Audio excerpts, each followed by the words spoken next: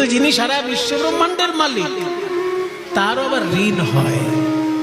কোথায় ঋণ হয়েছে? না তারই নিজের লোকের কাছে। রাধারানী তো আর আলাদা কেউ সাধারণ মানুষ নয়, রাধারানী তো ভগবানেরই অংশ। দেখুন, ভগবান তত্ত্বটা তৈরি হয় তিনটে জিনিস দিয়ে। যেমন বালি, সিমেন্ট আর ইট দিয়ে একটা দেওয়াল তৈরি হয়, তেমনি তিনটে জিনিস দিয়ে ভগবান তৈরি হয়: সৎ, চিত আর আনন্দ। এই শব্দগুলো একটু শুধু শুনে রাখুন, মানে বুঝতে সারা জীবন লেগে যাবে।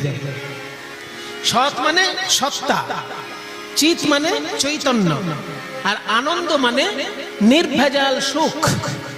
যে আনন্দ কোনো নিরানন্দের কারণ হতে পারে না, কোনো আনন্দ নিরানন্দের কারণ হয়।